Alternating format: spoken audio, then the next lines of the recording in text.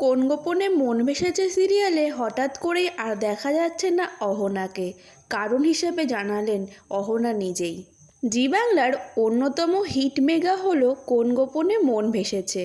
শ্বেতা ভট্টাচার্য ও রণজয় বিষ্ণু অভিনীত এই ধারাবাহিকে অন্যতম গুরুত্বপূর্ণ ভূমিকায় দেখা যাচ্ছিল রোশনি তন্বী ভট্টাচার্যকে। রোশনি অভিনয় করেছিলেন নায়কের প্রাক্তন প্রেমিকার চরিত্রে। তার উপস্থিতিতে সিরিয়ালের গল্প যে আরও বেশি আকর্ষণীয় হয়ে উঠেছিল সেটা বলার অপেক্ষা রাখে না। তবে এই চরিত্র থেকে সরে দাঁড়ালেন রোশনি। কিন্তু কেন? নিজেই প্রকাশ্যে আনলেন কারণ।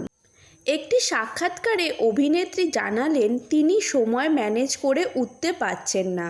অভিনেত্রীর কথায় তিনি বর্তমানে সান বাংলার ধারাবাহিক আকাশ কুসুমে একটি গুরুত্বপূর্ণ চরিত্রে অভিনয় করছেন, আর সেই কারণেই দুটো সিরিয়ালকে একসঙ্গে তিনি ম্যানেজ করতে পারছেন না। দুটো সিরিয়ালেই শিডিউলকে মেলানো যাচ্ছে না, এমনকি দুটো শুটিংয়ের জায়গা দূরত্বও অনেকটা। তাই তিনি কোন গোপনে মন ভেসেছে ধারাবাহিক থেকে সরে দাঁড়ালেন।